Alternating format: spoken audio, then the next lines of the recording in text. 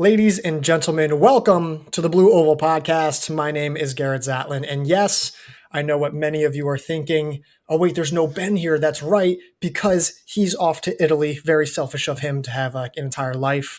But yes, I think we told you ahead of time that was going to happen. But I do have a guest with me today, longtime veteran. If you've listened to the podcast enough, you've probably heard her before. It is Mara Beatty. Mara, how you doing? Doing okay today. It's nice to finally get that fall weather going as we're heading into the middle of the cross country season. Yeah, except you wouldn't know that on the East Coast because we're getting hit by a torrential downpour for the hurricane. But yeah, I'm glad to have you on.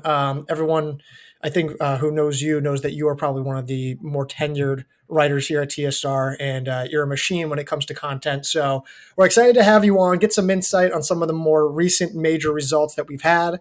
A few things before we get started. We've got some ratings and reviews on Apple Podcast. I believe we got a new one on Apple. There was also like a comment that we got with that one, and it was just saying that, let me see here, that they enjoy listening to the show, staying on top of cross country distance running, and that Ben and I are enthusiastic, which, as Mara knows, I am always enthusiastic, probably more so than she wants me to be.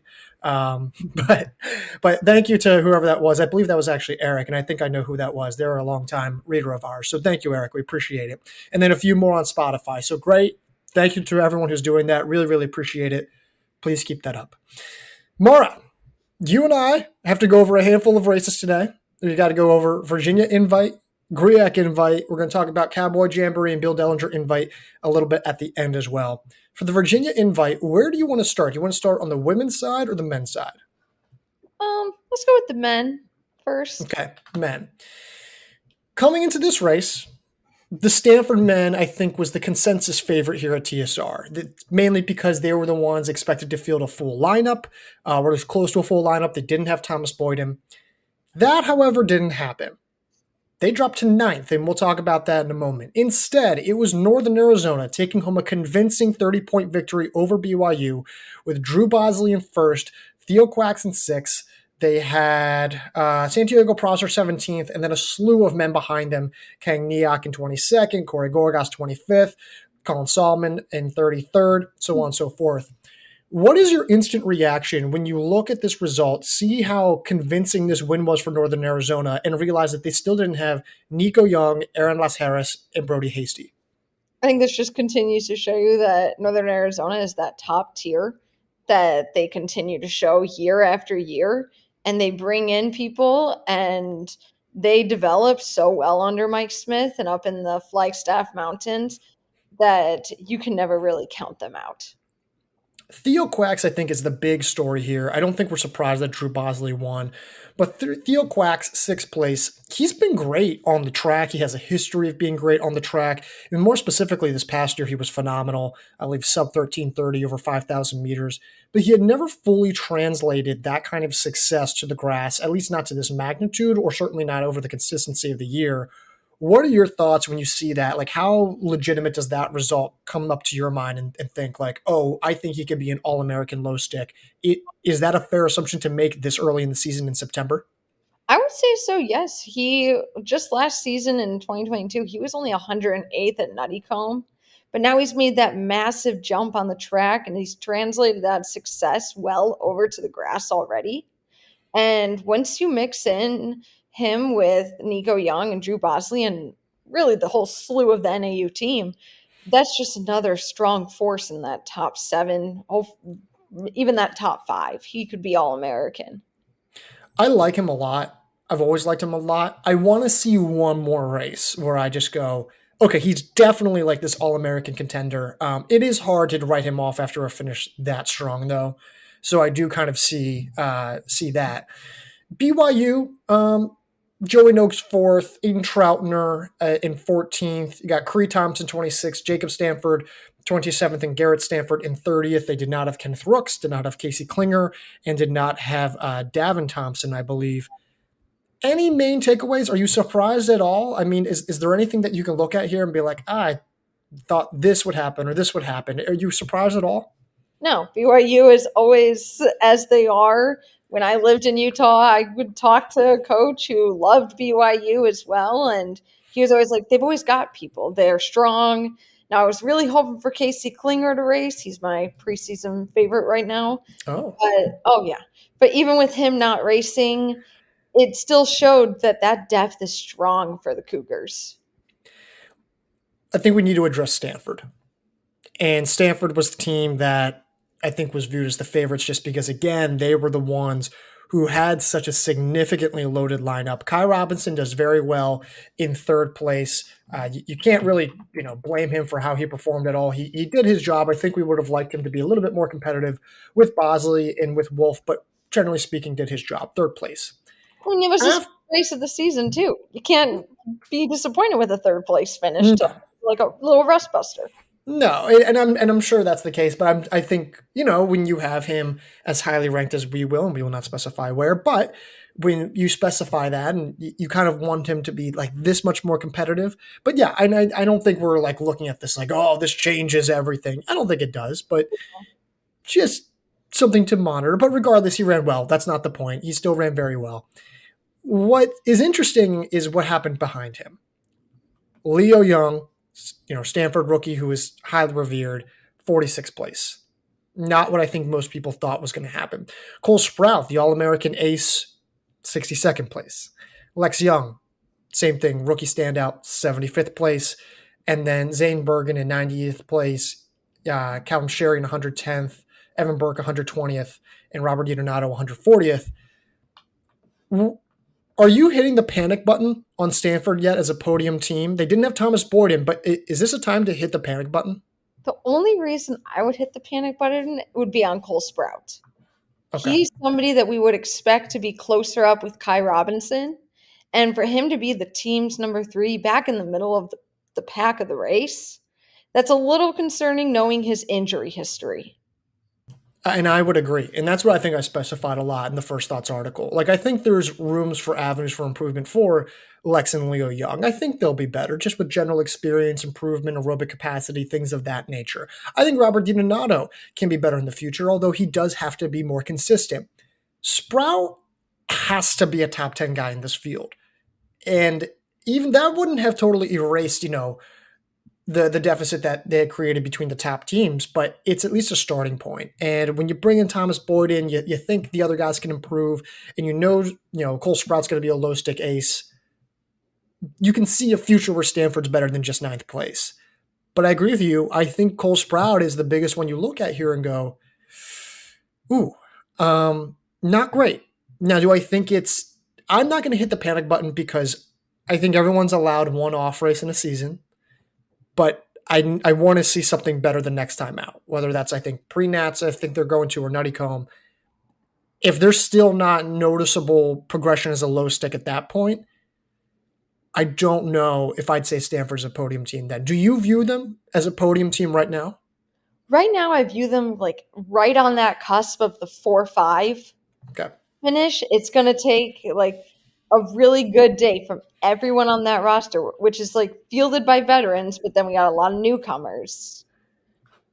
Let's move on to a few other teams here. Of the rest of the teams that we haven't already addressed, I think North Carolina, pretty straightforward team, roughly addressed kind of what we thought they would be. Villanova, largely the same. Syracuse, much better than we anticipated, although they did field Paul O'Donnell, who we were initially told was not going to be racing.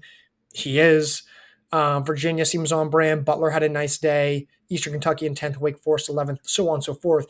What's the team that you go, oh, this was a better than expected race for them? Air Force. Yeah. I honestly, in my head, I was like, oh, they're going to struggle this year after losing that core group of guys that were getting them in the top. But they showed that they still have the depth on that roster that we just weren't expecting right away. Yeah, I like that answer a lot. The All-American firepower was gone, or just the firepower in general. They didn't have Marshall. They didn't have Ryan Johnston. They didn't have Sam Gilman. They lost Scott Mason, who was a back-end contributor, or just a scorer contributor for that team early last fall. There was a lot of scoring. Luke Combs was not available for any racing throughout the end of last fall until now. So to see him back hit 18th place, but Sean Mason, I think we knew he'd be pretty good. I think we figured he'd be a borderline low stick. He gets 15th place. That seems about right for him. And then you kind of come back to this. It's Max Sanis gets 36. Eli Bennett gets 43rd. They have a guy in fifth as their fifth scorer in Ryan Child at 77th. It's not the prettiest team. It's not as good as last year's team, but it's a very solid squad. We didn't have them ranked, but they ended up finishing sixth in this race, ahead of Virginia, Butler, Stanford, Eastern Kentucky, Wake Forest, Colorado. Where do you see them, at least just through one September time race, where would you see them within our top 25? Let's see, maybe around that like 12, 11. Oh, you're already that high. Yeah, like this was a solid performance on a course that they saw plenty of top ranked teams on, but now they've got some experience on that Panorama Farms course that will hopefully give them a little bit of the advantage when they go to, and if they qualify for NCAA's there. I don't know if I'm as high. I think the difference between their fourth and fifth score is 43rd place to 77th place. The difference between their fifth score and their sixth runner was 77th place to 101st. And the difference between their sixth runner to their seventh runner was 101st to 127th. I wonder how in even larger fields or even like more competitive fields like Nuttycombe, like Nationals, what that kind of impact would have. I don't know if I'd be quite as high as maybe like 11, 12, but could I see them around the 20th spot, maybe even breaking into that? Sure, I could certainly be there right now. For me, the team that I think surprised me the most was Colorado. And maybe not in a good way. And it's weird because I didn't have them predicted in my top 10, but I think that's because I thought Austin Vancel would run. And he did. But this team just doesn't seem to have a lot of firepower. Vancel was 24th, and they had Paul Stafford in 39th, but there were significant drop-offs from there. The firepower is not quite as potent. Cole Mattinson has been saying on Strava that he's coming back from an injury that's been nagging him for the last few weeks, so I don't even know if he's going to be available. I don't know if Appleton ran. I'd have to take a look here, or even Ashburner ran. Let me take a look here. Yeah, Appleton ran, excuse me. But Ashburner didn't run. I still wanted more, and I felt like a 12th place finish wasn't great.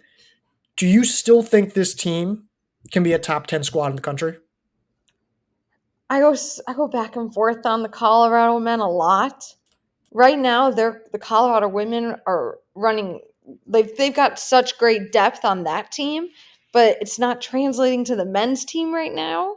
And for such a storied program, it's hard to not see them as a top 10. But they're just lacking something that I cannot figure out what it is yet. And that's fair. For me, I think it's the firepower that they're just missing. And I do think they're going to be better in the future. I do think they're going to peak, but I struggle to see how they're going to be a top 10 team when I don't really know where they're going to be improving massively. Maybe Mattinson comes back. I don't know. It's just crazy that their women's team got so many transfers, but their men's team just couldn't get that same firepower from other programs. It is interesting, right? Because you've seen Colorado now more, intensely dig into the transfer portal over the last few years. Not so much this past year, and they've always been like a grow from within kind of program historically. And we brought in, Paul Stafford this year, right? And they brought in a few guys, but yeah, you're right. It is kind of interesting how the Colorado women and Colorado men have seen kind of a divergence in terms of firepower versus depth and things of that nature, how their roster is structured. For me, I'm fascinated as well by Wake Forest. I think this is a fascinating team. Rocky Hansen finishing fifth overall. First off, thoughts on him finishing fifth as a true freshman. The only people who beat him were Noakes, Robinson, Wolf, and Bosley. So thoughts on him placing fifth overall. And then I got a text from a coach yesterday saying, hey, I think Wake Forest can be national champions in 2025 because of how young they are and how they'll develop from here until now.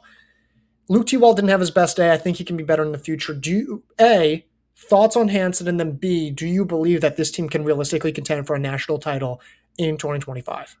I had to do a quick take to like make sure that I was seeing this correctly when I looked at the results that Rocky Hansen was fifth in a field that was did have some of the heavy hitters in the NCAA going.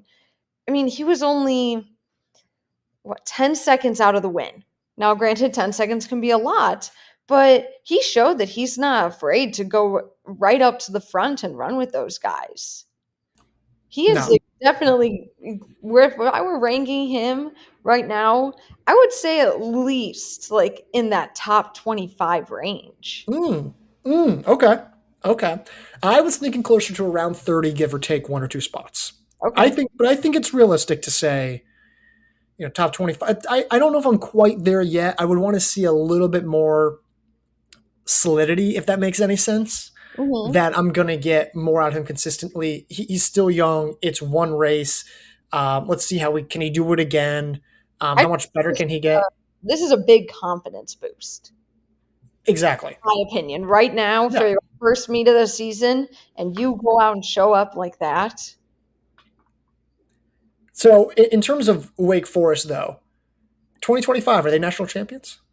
I don't know. They are very young. They have four freshmen with cross country eligibility in their top five. That is Yeah. crazy. And they're still getting like some of these top talented high schoolers. Yeah, I think what the biggest thing that I'm taking a look at here is when I'm taking a look through these results is, yeah, Hansen was there, and then you got O'Brien in 57th, Charlie Sprott in 61st, Luke T-Walt was 67th. He's listed as a junior. Maybe they redshirt him next year if he's not already redshirted. I think he may already be. I'm not sure, but he could have probably been in the top 20 today or yesterday or Friday. Friday. I'm getting my days mixed up. No, Saturday. I was right. Saturday. Excuse me. We're recording this on Sunday. Gavin Ellers and we were long and go through. Hunter Jones is in 116th place. I think he's going to be way better than that. I mean, the list goes on and on and on. These guys are crazy, crazy young. So yeah, I do think that they can be winning a national title in 2025. I don't think it's going to be 2024, but if they can stick together, land a big transfer too, this is going to be a really, really dangerous team. Okay, before we move on to the women's side, any team outside of the top 15, who are you still the most high on? And I know you have a little bit of a bias with the 16 team, but Yeah. who are you most high on of the teams that finished outside of the top 15? If I'm taking my bias out for Utah State, even though my brother doesn't go there anymore, I'm gonna just leave them out because I can't say anything else there. I want to see something from Washington. Yeah. I think that they've got something still there. They didn't even run Nathan Green, Yeah. and they didn't run Joe Wascom. True. So that's two men who are veterans of the program that didn't run. And seeing Luke Hauser finish 10th, we know that Hauser, Wascom, and Nate Green are great runners together. That's true. Strong trio. So, what's your team that you still are? I think it has to be Washington just because of what you said. And because like you take a look at how they ran this race, and Luke Hauser was 10th and Tyrone Gorse was 34th. I True mean, freshman. what's that? True freshman for him. True freshman. I mean, like that's a really solid 1-2. I think a lot of teams would be really happy with that 1-2. And I think, we saw this, excuse me, saw something similar last year where Washington had a really poor race at the Cowboy Jamboree in 2022. And then they slowly rallied. They still weren't as good as I think we thought they'd be, but they slowly rallied in the postseason and got a little bit better. I wonder what impact Wascom makes, what impact Green makes. I'm not quite sure yet. Yes, I think Washington will be better, but it wasn't pretty. It wasn't pretty, although in benefit of your Utah State Aggies there, I do think that they'll get a Colos point or two. I think they have a realistic shot there, so that's interesting. All right, let's move on to the women's race here. Northern Arizona wins the race here, 48 points. They got they got Elise Stearns going, taking the overall win, while Anika Rice places 8th, Graceland Larkin finishes 9th, and then Kira Moore in 14th, Maggie Congdon in 16th. Initial thoughts and reactions to seeing the overall dominant NAU win. I like seeing those women that we don't usually focus on for NAU right now Mm-hmm. really step up. Specifically, the Maggie Congdon, and then it was Kira Moore. Yes, yeah, I know her sister races there too, so I get the Right. two of them sometimes. But seeing them jump up into the scoring lineup was great because now when you add in Ruby Smee and Macy Grice and hopefully Allie Upshaw is up there again after her performance at their home meet, we will see a even more formidable NAU team.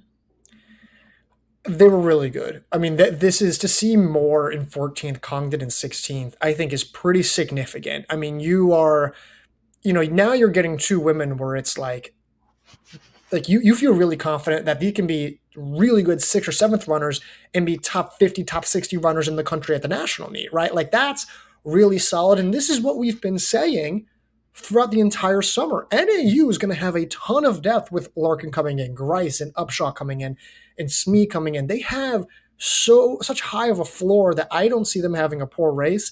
And if you're going to have Moore and Congdon run as well as they are, like they're gonna have four All Americans in some capacity. It's just a matter of how high will those All Americans be on the national stage, and I think that's the biggest takeaway here. I still think NC State's in a class of their own, but NAU was exceptional. Colorado, is it fair to say that there's no reason to stress out about Colorado, mainly because they didn't run Hertenstein, they didn't run Baran, they didn't run Cook, they didn't run Stolliper, they didn't run Hannah Miniuti, they didn't run Hannah or Abby Nechnecki, right? They didn't run all these women, but they did have Covert in fifth, Carrie Balaga, the freshman in 21st. They had Katie Doucette, the Western Colorado transfer in 57th, and then there were some drop offs from there. They did finish, I think, ninth overall, but fair to say that this is not a reason to panic by any means. No, I mean Emily Covert, fifth. That's right where she is. The only thing I would say about her, she definitely needs to remain healthy Yeah.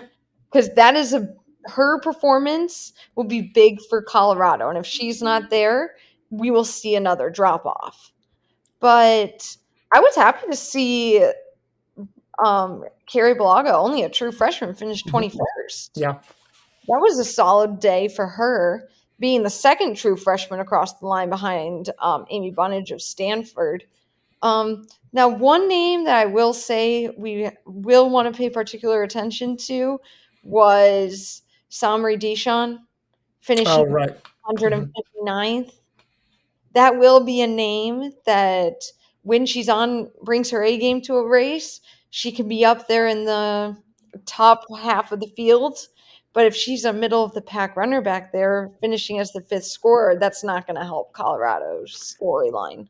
No, and it's fascinating that you bring her up. Like she clearly had an off day. Like this is an all-American runner with 15:54 5K PR. She has great credentials. She is one of the higher ranked women in our rankings.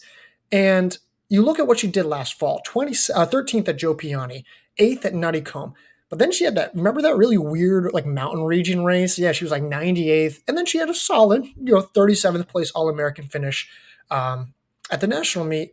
And then she goes on to race throughout the winter, throughout the spring, but she ends her season after Brian Clay in the middle of April. And something to monitor. I don't think Colorado needs all of the women who we've listed to be, within their top five, right? Like they need probably 80 or 85% of those women to be healthy and on firing on all cylinders. But Deshawn to me was the one woman who I'm like, oh, she's going to be stable and one of the more stable runners on this team. So interesting to watch here. Carrie Balaga, 21st place, that rookie who you were mentioning. Do you believe that by the national meet, she will be in this team's top five? I do believe so. She started out strong already for them. I mean, she competed unattached at their first race on their Mhm. time trial, and Wetmore must have seen something in her after that race to put her in uniform for this one. So Okay. she must be bringing something to that table for the Buffaloes that can keep her in their top 5. Yeah. Yeah, that's fair. That's fair. I want to move to Stanford. Um, Great race. I think a lot of us were very high on Stanford, specifically Ben and myself. I don't know if you were maybe as high on them as maybe me and Ben were, but regardless, nice race from them. Amy Bunnage, the Aussie rookie, great race, sixth place. I think that's roughly about what we kind of thought she was capable of. And then you kind of go down the list. Nice race for Lucy Jenks in 20th, Riley Stewart in 22nd, Grace Connolly in 24th. You get a slew of women behind them. You get Sophia Kennedy, the freshman, in 32nd. You get Zofia Dudek, who I think obviously we're still trying to figure out a little bit more about, in 44th. You kind of keep going down the list. Caroline Wells in 55th. And then who am I else am I You miss missing? Ava Pareja. And Ava Pareka, thank you, in 49th. So I think we're still trying to get a gauge of this team. I think we're encouraged the fact that Dudek's not at 100%. She's not even a scorer, and they're still getting second. They don't even have Irene Riggs, their star rookie, and they're still second. Can this lineup, as currently constructed as what you just saw, can this lineup still realistically contend? And I'm not saying they'll be favored, but can this lineup, as you know it right now, contend for a podium spot? Yes, I believe they can. They've got the depth, they've got some firepower, and they have plenty of experience. Do you believe that with Riggs remaining out, and if Dudek is not a scorer, you believe that this team can still be a podium team, correct? Yes. Interesting. I love that. I like that. And here's the thing, I don't totally disagree either. I like Bunnage a lot. Stewart's really good. Jenks is underrated. Like the Kennedy at that fifth spot's nice. They got a ton of depth. I think there's a lot of room for improvement. I think they need more proven firepower. Like I need to see more from Dudek. I need to see more. I need to see Riggs, come back and just be healthy. Maybe Jenks could be a little bit higher up and closer to Bunnage. But solid race. I liked what I saw. I liked that pack of Jenks, Stewart, and Connolly. Yeah. Now, I would have loved it if they went 20, 21, 22 rather than 20, 22, 24. But that's a great little pack right there. Mm-hmm. I agree. I very much agree. Anyone else in the top 10? Highlight whoever you'd like. Who's the teams in the top 10 you're looking at? You go, you know what? I really liked what I saw from this team. Iowa State. Mm-hmm. Yep. They were not on my radar heading into this season as they don't have a clear number one that is firepower up front. Yeah, I They're agree. relying on a pack. But it worked. It worked, and it was very effective. Madeline Hill, 25th. Jeanette Straff, 31st. It's not any crazy low stick scoring, but it's solid. It's nice lead scoring. It's pretty decent. And then you get Dana Fayen in 47th, who I think she can be a little bit better moving forward. You get Mel Porcher, the CBU transfer, in 58th. Kiki Connell, who's in 72nd. She moved over from Northern Iowa, I believe, a few years ago. Really solid for her. That's a complete top five, and you get two more women crashing the top 100 and Brenna Cahoon in 103rd. So this is not a flashy team. This is not like an exciting team, but it works. And now I'm kind of going through this and thinking like, man, where is this team going to finish in the Big 12? Like, I think obviously Oklahoma State's the heavy favorite here, but I mean, I guess BYU now is in the Big 12 as well. So I take that. Maybe you have to reevaluate that. But regardless, it's a really nice group there. Where, again, they're another team, just like Air Force, we didn't really have in our rankings. But where would you see them, if at all, being ranked? I would say in that 22 to 23 range. Mm-hmm. That's fair. Yeah, and Iowa State benefits in the fact that I'm just going to put it the Midwest is not a very deep region No. when it comes to the regional meets. And they were well ahead of Northwestern, which would be probably their closest competitor because they can't compete with Oklahoma State's firepower. But they should qualify for NCAA's given that performance here. The coalesce implications are massive. I would struggle to believe that there's not a scenario where even if they were to get third in their region, which I guess the only possible scenario there is if Northwestern has the race of their lives, that happens. But yeah, I think Iowa State should be jumping for joy right now. The team that I was interested in, Washington. Really nice race for Washington. They had Sophie O'Sullivan after her incredible summer campaign, 15th place, really solid. And then it was the sophomores who we had basically said, hey, listen, this entire season, Washington's success is going to be determined by how good their rising sophomores, current sophomores are. Chloe Forster being one of them. 18th place, nice lead scoring result, kind of gives you some firepower there. And then behind them, you got Julia David-Smith, a sophomore by eligibility, in 30th place. India Weir, veteran transfer from the Ivy League, in 33rd place. And then you got Ella Borshim, another sophomore, in 35th place. That's a great compact back end group. And frankly, I didn't have a lot of confidence that Washington was going to be able to have that compact of a group. I didn't know how many of those sophomores would truly deliver.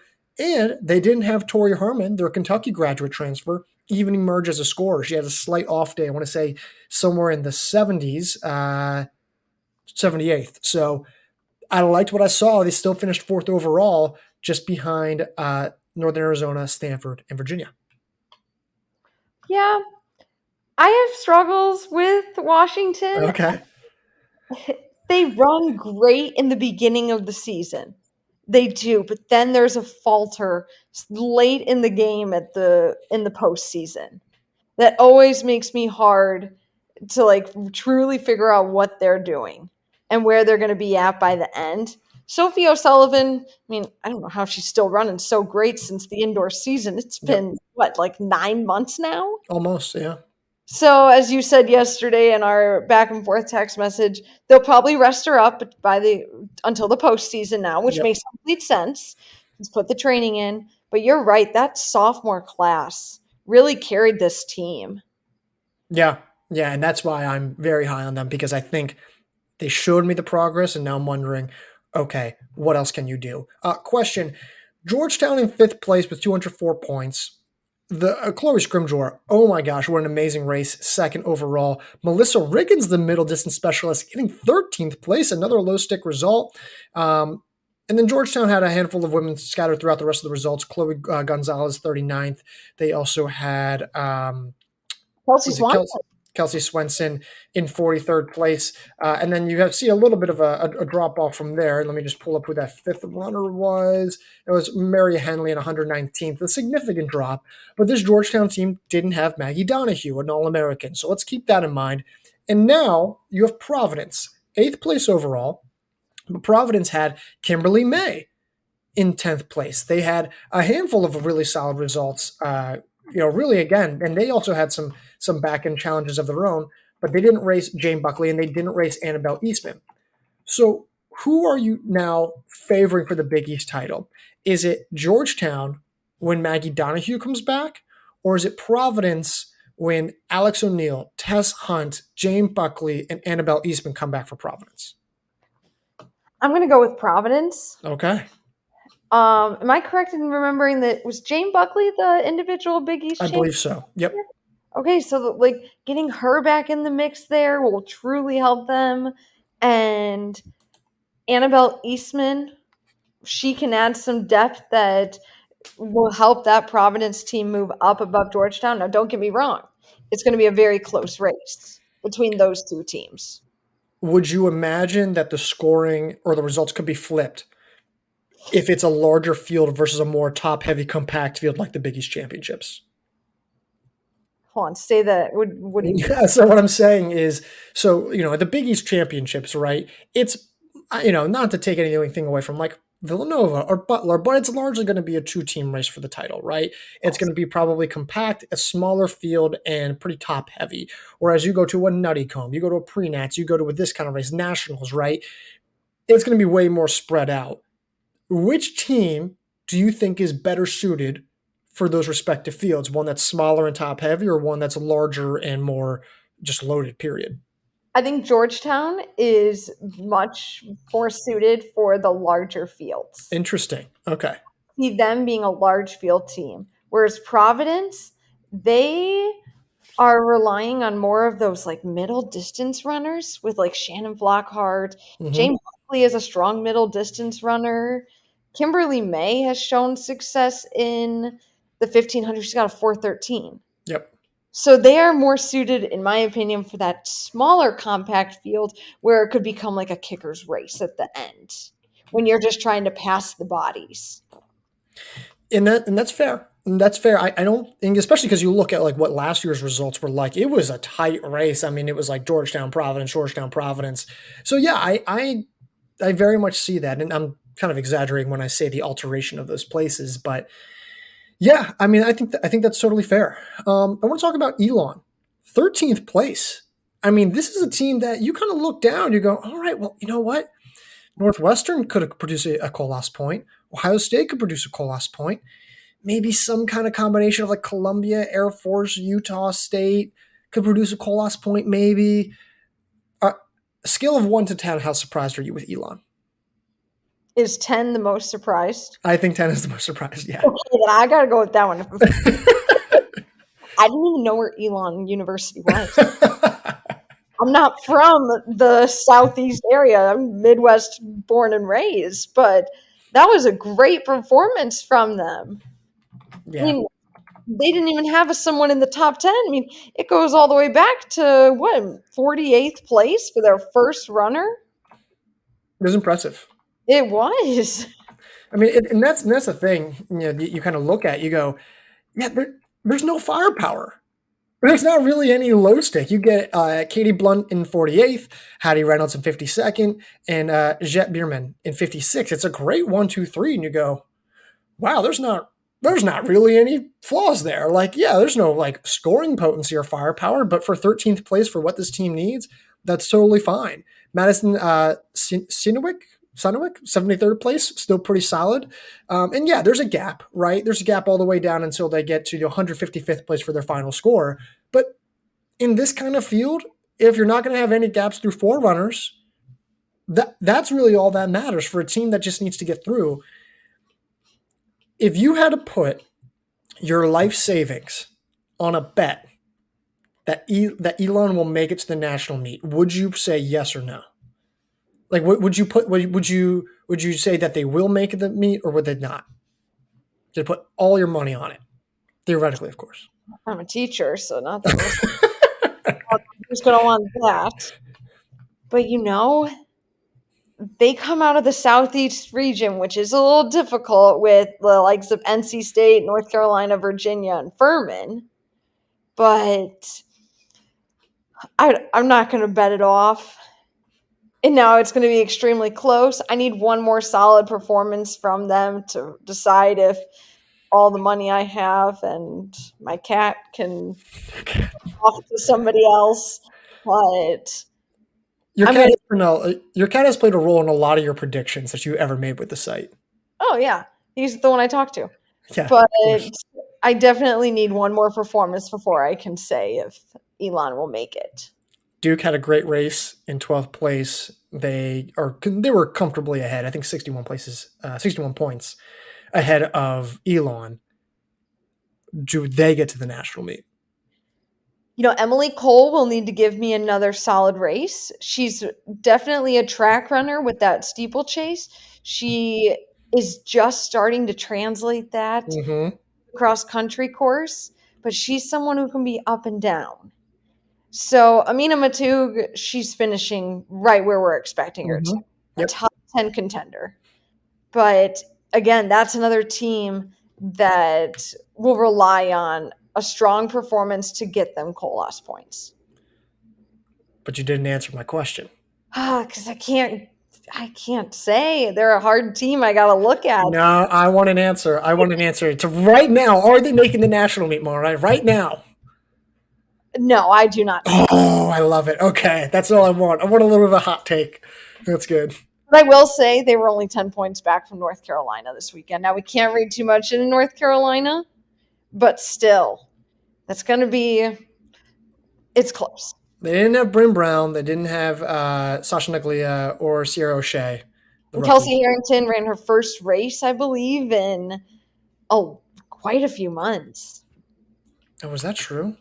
Yeah, she did the outdoor season. Oh, really? Yeah. Let me see here. Yeah, she hasn't raced since December. That's a great observation. You're right. Yeah, that's a great point. And they're in a new coaching phase change at North Carolina with Dylan Sorensen leaving. Great point.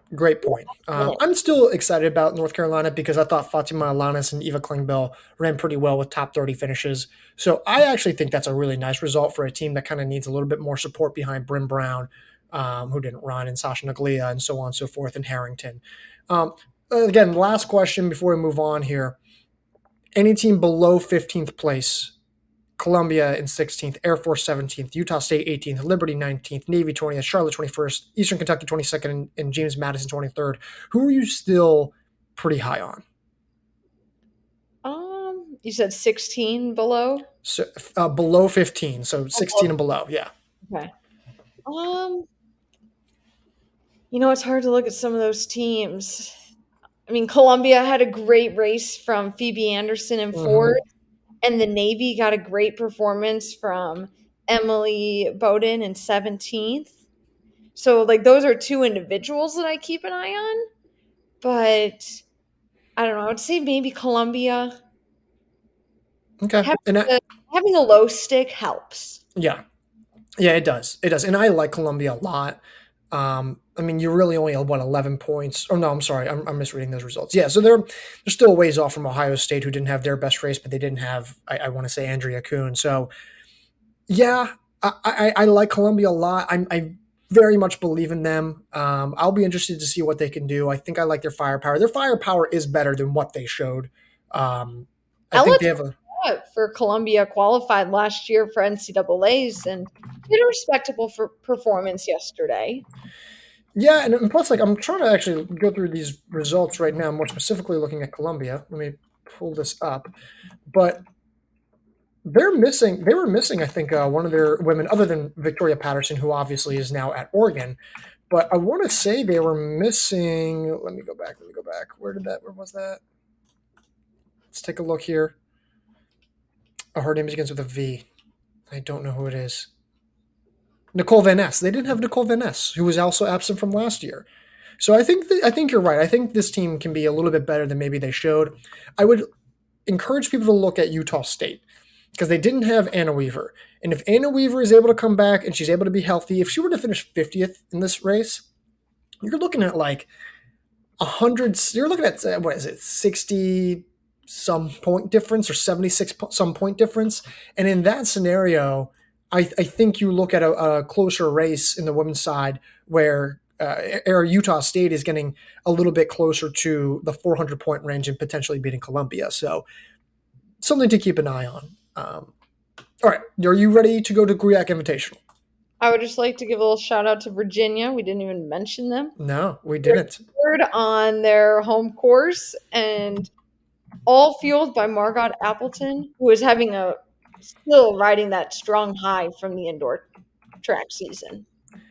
Here's a fun little story I heard that I have not yet been able to confirm. So Margot Appleton finished third, right? Teammates Anna Workman in 19th, Jenny Schilling in 23rd, Caroline Tim in 27th, and then their fifth runner was a bit back in Sophie Advocateson in 51st, Jillian Boucher, who's a freshman in 60th, and Kate DeSouza in 70th. Great overall race in depth. They didn't have Cameron Meninger, they didn't have Esther Sealand, and they didn't have Tatum David. So this team can be really good. They ended up finishing third overall, about 19 points back from Stanford. Jenny Schilling, I couldn't find anything about her. She finished 23rd, which is a borderline low stick result. Fantastic result. And I put that in our article, being like, I don't really know who she is. Apparently, she ran a local 5K race. She was in UVA's club running team, ran a super great 5K road race. And they said, hey, you should contact the UVA track team. You're pretty good. And they did. And she's been, I guess, killing it since then. So you want to talk about a potential impact name. Schilling might be this club runner who maybe puts Virginia in the podium conversation this fall, which is wild. Okay, I'm gonna have to look out for her name. Yeah. Yeah. So, Well, no, I'm just doing some quick Google searches here. Now, I don't know how truly reputable this website would be, but it's called virginia.clubrunning.org. okay. Um, Jenny Schilling has a 16:58 women's 5K best from the track. That's Now, pretty good. that is for somebody who, oh my goodness, she's got a 57:33 10 miler. Is that the road race you might be talking about? I don't know if that's it, but it's pretty good. That is. It's pretty good. So Jenny Schilling, let's watch out for her. All right, we're going to Griak. Won't spend nearly as much time on that as we did on UVA, but let's start with the men's race here. California Baptist, They win with 46 points. Gonzaga behind them at 80 points. New Mexico 110. Portland 111. Boise State 127 for fifth place there. Um, Thoughts on California Baptist? Are you surprised at all? No, I'm not. I For some reason I always just see them up there, Yeah. and I don't know why. They're just kind of a team that now, granted, they are both their men and women's team is filled with international athletes, and they always seem to bring in somebody that catches us off guard every single year. Now they did lose quite a few guys to the Mm-hmm. transfer portal, but they show that that didn't really matter. To have Yeah. 4 in the top 9, that's some Yeah. crazy depth right there. Yeah, Saeed Michael going to Iowa State, Florian Lepelk going to Butler. I believe one was a grad transfer, one was a transfer. I don't know that for sure. But, a lot of these guys, you take a look at what they did on the track, like Valentin Soka and Artur Medvez and Matias Renega and Gidr Thelanchunas, right? They were all great on the track, like fantastic actually, running mid 1340s or even into the 1330s or 2840s for 10K. I mean, these guys were running really, really well. I think the question was, okay, are you going to be able to translate that to the grass, right? Can you all stick together? Can you all have the best day on the same day? But Medvez in fourth, Soka in sixth, Van Niekerk in eighth, Matias Renega in ninth. And yeah, Valachunas was down in 19th place, but I think he can be better. I think he can actually probably be closer to that group. So I was impressed. I think we would still want to see how they race against teams that are a little more competitive. I think Gonzaga, New Mexico, Portland, some of those teams were not racing all their top men, specifically Portland. Gonzaga is a team that just lost a lot of the guys, and New Mexico's still trying to figure out their depth. Gonzaga, Will Smith with the second place result, and Kyle Radzovic, sure, in seventh place. And then a few other men, Drew College, the D2 All American from Michigan Tech, in 16th place. And then they have a couple other guys in the top 35. I want to top 31. I want to say that's Bryce Cerniwatic. Oh, I don't even know how to say that. Sorry. And then Cooper Laird in 31st. Is Gonzaga a team that can still qualify for the national meet despite all their losses? I do see them still being able to qualify. Okay. They're in the West region, and it's hard to figure out what Oregon's doing. If they're going to redshirt that solid freshman class, or if they'll race them. And then, Stanford, as long as they piece everything together, they should easily go. And it will be a close battle between that 2, 3, 4 position with Gonzaga, Washington, Oregon, and CBU, California Baptist, right up there. I think Oregon's in a different conversation. I'd probably put them well ahead of that group. Here's a fun question: Who's more likely to get into the national meet than the other? Is it Gonzaga or Washington? I think Washington's a little bit more likely. Okay, I would trust them a little bit more, not a ton more though. I think Yeah. that's fair. Will Smith, is he an All American? Second place today, or second place on Friday? Excuse me. You know, his name has been like riding that conversation since the fall, I would really say, when he first kind of popped onto the scene with a 30-second finish at Nuttycombe and then Mm-hmm. finished fourth at the West region. He did have a solid day at NCAA's with 59th, but I think he still has not gone over that one little hump for me to get him into the top 40. What would he need to do at, let's say, Nuttycombe to make you feel like he can be an All American? I think he's going to need a top 15 finish. 15. Yes. Nuttycombe brings in those heavy hitters. But you think well, yeah, but that's what I'm saying. So you don't even think he needs to be a top 25? Um, If he's top 25, he's 24th. okay, I will say top 23. We'll backtrack. We'll give him 8 places. Okay. Okay. 'Cause That's still think it's him, aggressive. that's a 9-place finish increase from last year with 23rd. Okay. Okay. So if you do the math, that's 9 places higher at NCAA's. That's still only top I 50. don't want you to have such good logic. Don't do that to me. Okay, New Mexico. the narrative around them, oh my gosh, they have an elite top three now. How about some Samuel Kaleda, Lucas Kiprop, and then Evans Kiplagat? Sure enough, they're as good as advertised. Kaleda went first, Kiprop went third, Evans Kiplagat went fifth. Elite 1, 2, 3 punch, and then they dropped off. And they had a significant scoring gap with their final two scores, I believe, in 50th and 51st place. Is that correct? They were 3rd and 54th. 53rd and 54th, but in the scoring, they were 50, 51st. Yeah. I should note 1352 5K runner Jonathan Carmen did not race. If he finishes 20th and you add in some displacement, New Mexico theoretically gets Gonzaga by this small of a margin. And I believe we were told by Brett that Carmen was sick and DNF'd. So knowing this, is New Mexico a team that qualifies for the national meet? Oh man, they've got that 1, 2, 3. It's pretty Somebody, yeah, you said 2 people were missing. good. One person. Okay, one person. Okay. So I need to see what he can produce. That will be key. Like, I can't make any big assumptions right now. Fair. That's fair. Now, do you think they at least earned at least like one Colos point here today or they're Griak by beating Portland? I don't know. I think Portland probably didn't run enough of their top group. So they didn't have Bradley Peliquin. They didn't have, oh my gosh, Jonas Gertson. They didn't have Thomas Chaston. If there's one other guy who I'm not thinking of who they didn't run, Dalton Keynes, Ahmad Sato. Ahmad Sato probably would be the one I have to guess.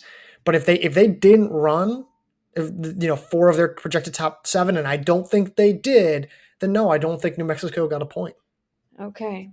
Because it will be very tough for New Mexico men to get out of the region when their bottom half is not as close to their top. I agree. Because the mountain region is so deep. Let's go to sorry, go ahead. You can already guess that NAU and BYU are going to be those. Historically, they're the top 2 teams up there. Well, yeah. So it's going to be a tough race for that. Yeah, and I think it's going to be a challenge for sure. But if they put themselves ahead of like Utah State, if they put themselves ahead of Colorado, I will be. They're not putting themselves against Colorado. They're not going ahead of Colorado. You don't think that with the top 3 that strong right there? I mean, listen, if Carmen is back at 100%, he's as good as we think he is, then sure, yeah, I think they could. But I also struggle to like properly gauge, like just because someone puts one team ahead of like in the regional meet, I don't think that necessarily means they're as good. But yeah, well, we're doing ticky tactics now.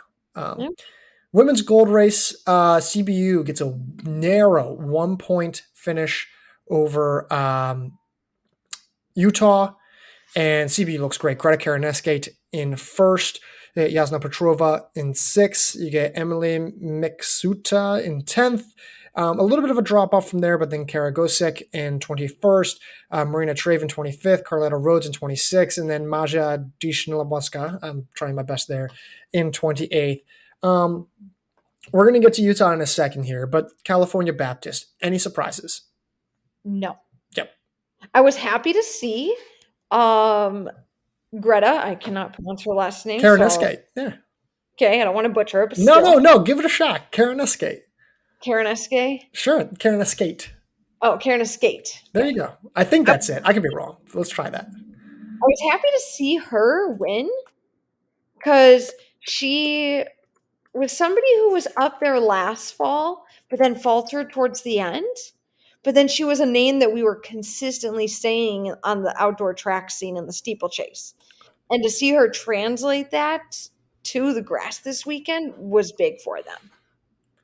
I don't really have much more to add about CBU. I think this is great. I think we wanted to see if Karaneskate would be as good as she was. She was.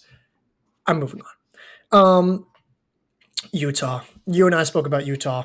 I'm sorry. I owe an apology to Utah, to the Utes. I didn't believe in them at all. Not even a little bit. I believed in them so minimally that we put them in our honorable mentions. I think I guessed them to finish fifth in this race. They were second. They were 1 point behind the win. Um, they're all their entire scoring, their entire top four carried them throughout last year, and that's all where their scoring was consolidated to. They lost their entire top four, and they bring in Lindsay Peters, but Lindsay Peters didn't even run. We're not even sure if she can run. We're still not 100% sure. We're still trying to figure it out due to NCAA transfer rules. So I'm looking at this and going, okay, well, where's the firepower? Where's anything? Where's any of the scoring going to come from? And then they resoundingly answered with saying, our freshman Anastasia Peters is going to finish third. McKaylee Caesar, who's supposed to be at UCLA, obviously the coaching change there, she goes to Utah, she finishes fifth. Morgan Jensen finishes ninth. Clara Mayfield, the D3 star transfer from Carleton, finishes 12th. And then, yeah, there's a little bit of a drop off all the way down until you get to Carly Branch in 35th place. Thoughts on Utah and this incredible performance? It left me speechless. Not gonna lie, to see three women who were not even competing for Utah last year in their top four. They made an immediate statement that they can fill in those gaps. Now they're not as strong as the likes of Simone Plord and Emily Venters up front right now, but this is a team that could continue to catch us off guard. Yeah, I mean, this was really impressive. And you just take a look at some of the women who didn't run, like Kylie Hartnett, Brooke Manson, Brianna Rinn, Erin Ringer. If one of those women is able to be just a little bit better on the back end, you're looking at a complete top five in Utah comfortably pulling away by 10, 15, 20 points over a very good CBU team that we have ranked. So for me, I'm like, man, this is a really good squad. I want to see more. I think that it is a lighter field compared to maybe that of Virginia Invitational by a good margin. And, Anastasia Peters is a true rookie. Let's see what else she can do. But I'm extremely impressed. I was wrong about Utah. They're much better than I thought. And I got to respect it. I really do. Colorado State, 96 points. It's fine. They didn't run Annabelle Stafford. They didn't run Lauren Nugenborg. I don't even know if I'm getting that name right. And then at Yasmin Ostrich in 33rd, I thought she could have been a little bit better. Did we overrank Colorado State at TSR number 19, seeing this result, but also knowing that Stafford, Lauren Nugenborg didn't run, and that maybe Ostrich could be better? I don't think we did. I think we ranked them appropriately right around, even if we drop them back a place or two, they are pretty much in the same line with Oregon State, Wisconsin depth of a team. They're right around that fringe 20 places. Okay, and that's fair. That's fair. I don't dislike that at all. I'm gonna skip past Colorado State, skip past Portland and Boise State. Ran well. New Mexico finishes sixth, and I think I was a lot higher on New Mexico than some others were. And they look good through two runners. Nicola Jansen, awesome second place finish. Low stick result. Nice to really see that. I don't know if we were expecting that from her. And then Peyton Shipe in eighth place. Again, those two Bradley transfers coming in, instantly having an impact. You get Tyler Schwartz in 34th. There's a bit of a gap. And Sarah Eckel in 37th. And then Samira Mabruta Fiersgy, I'm sorry if I'm butchering that, in 43rd. But Emma Heckel does not run. Emma Heckel is an All-American, multi-time All-American. What happens to this team? Like if she runs, and let's just do the math right now, right? If she runs and let's say she finishes fifth, right? So then it's was it two plus 5 plus 9 plus 34 plus 37. So I'll add that there. All right. Well, I can't Google this all at once, but New Mexico gets significantly better, regardless. I'm not going to try to do this all at Google. That's okay. I'm not a math teacher, so. Well, I was terrible at math, and I got an econ degree, and now I just write about people who run in circles. So it goes to show what I know. Is New Mexico a team that, if Heckel runs, can be top 25? I think so. I think Heckel in there, bridging that gap between at least their 2 and 3, but ahead of Tyler Schwartz, could get them up. Now, as you said earlier, this isn't as deep of a field also for the women, as years past, but they are definitely one of those like 23, 24, 25 teams based on what I've seen right now. And I think that's fair. I just did the math. Let's say Heckle finishes fifth, and then everyone gets pushed back in displacement. New Mexico would have scored 89 points, which would have put them ahead of Colorado State. So, now granted, that's a full lineup we're talking about for New Mexico, but interesting things to consider. I think you're right. I think they're probably just on the fringes right now. We'd have to see Heckle actually run and actually run at a high level, but we'll see what happens. So, Yeah, I also need something a little bit more from the Nicola Jansen. I'm not worried about, but Tyler Schwartz and Peyton Shipe, I need to see a little bit more. They're a little oh, I inexperienced. disagree. I disagree. I think Peyton Shipe was great in eighth place. Oh, I think it's great. I just need to see something now a little bit more experience wise because the women ahead of her with the CBU women and even Laura Pellicoro, those are established runners. Right. You're just saying you want to see more consistency, reliability in the scoring of what Stripey produced. Yeah. Okay, that's fair. All right, let's move on. Quickly highlighting Bill Dellinger invite.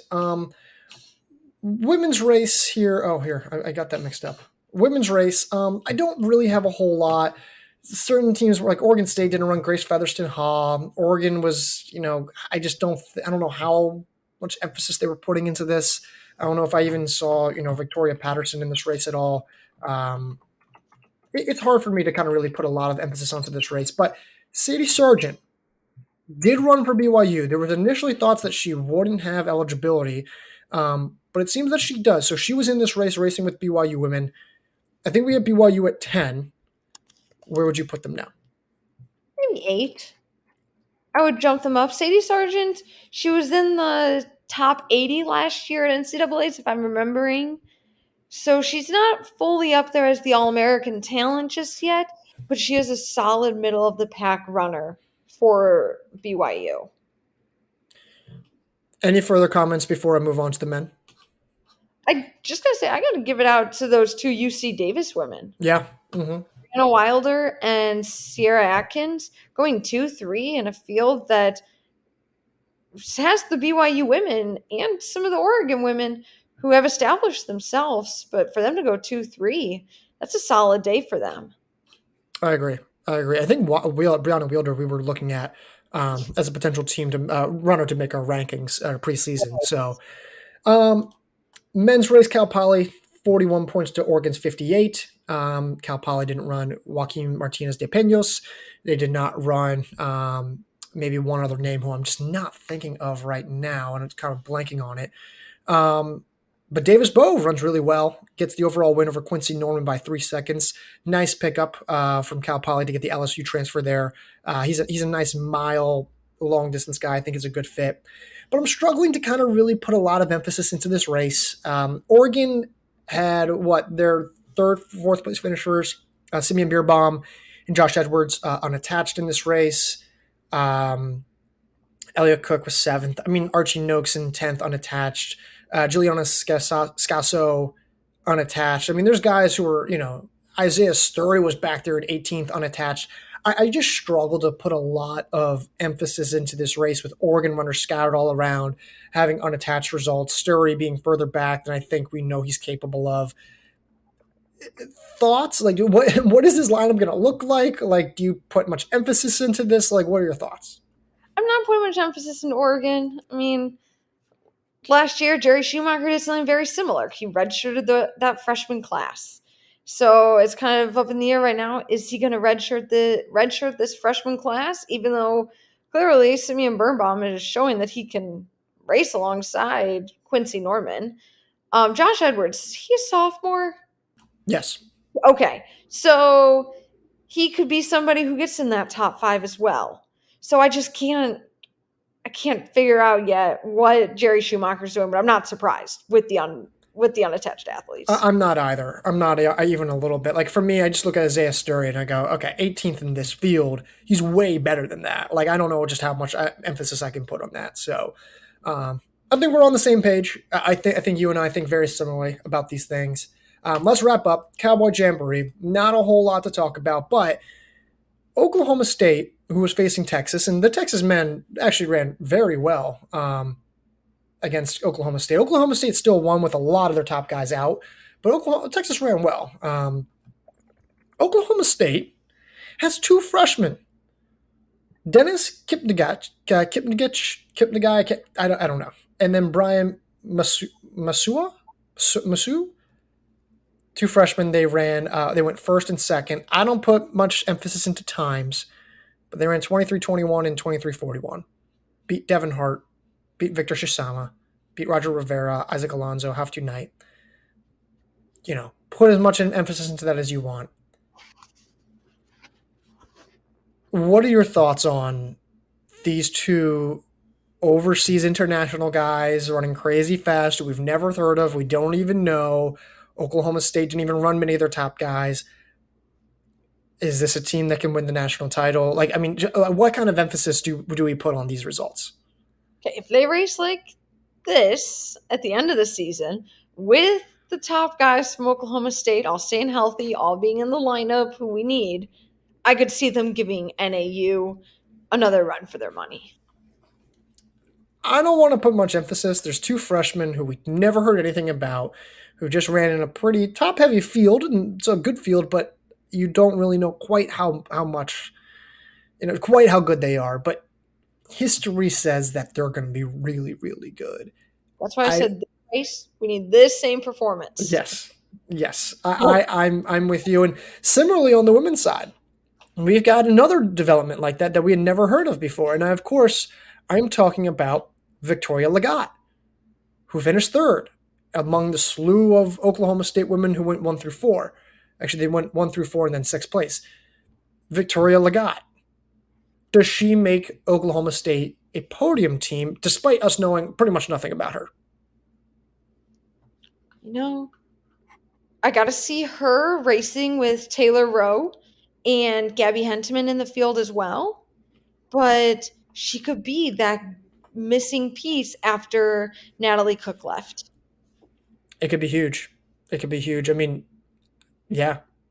I mean, I imagine it's one of those things where the money suddenly becomes free and they're able to go out and grab, some of these star additions. So, I just wanted to bring that to everyone's attention who listens to the podcast. Oklahoma State has some really interesting newcomers. So wanted to bring that to your attention. Okay, Mara, we are an hour 6 minutes into this, almost 7 minutes. Thank you so much. Do you have any other additional notes, words, analysis, thoughts, compliments from me? How great I am?